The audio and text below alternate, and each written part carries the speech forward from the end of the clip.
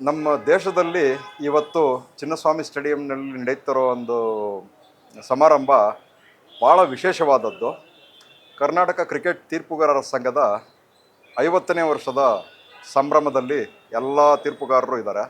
ರಾಜ್ಯದ ಮೂಲೆ ಮೂಲೆಗಳಿಂದ ಎಲ್ಲ ಕ್ರಿಕೆಟ್ ತೀರ್ಪುಗಾರರು ಬಂದಿದ್ದಾರೆ.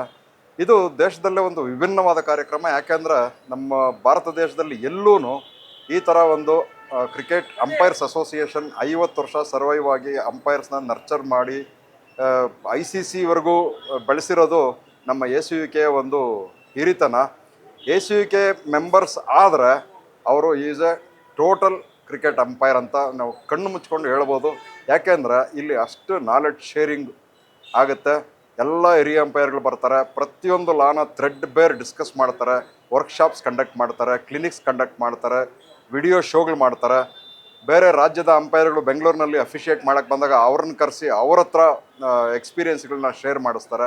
ಈ ಥರ ಎಲ್ಲ ಕಾರ್ಯಕ್ರಮಗಳು ಇದ್ದಾಗ ಅಂಪೈರ್ಗಳು ಏಕಮುಖ ಬೆಳವಣಿಗೆ ಅಂದರೆ ನಾಲೆಡ್ಜ್ ಆಫ್ ಲಾಸು ಭಾಳ ಅದ್ವಿತೀಯವಾಗಿರ್ತದೆ. ಇದು ನಮ್ಮ ಕರ್ನಾಟಕ ರಾಜ್ಯದ ಅಂಪೈರ್ಗಳು ಮೇಲ್ಮಟ್ಟಕ್ಕೆ ಏರಲು ಒಂದು ಮುಖ್ಯ ಕಾರಣ. ಅದು ಸತ್ಯಾಜಿರಾವಿಂದ ಹಿಡಿದು ನಂದನ್ವರೆಗೂ ಇರ್ಬೋದು. ಪ್ರತಿಯೊಬ್ಬ ಅಂಪೈರು ACUK ನೆರಳಿನಲ್ಲೇ ಬೆಳೆದು ಬಂದಿರೋದ್ರಿಂದ ACUKಗೆ ಇವತ್ತು ನಾನು ಕಂಗ್ರ್ಯಾಚುಲೇಷನ್ಸ್ ಹೇಳೋದಕ್ಕೆ ಇಷ್ಟಪಡ್ತೀನಿ.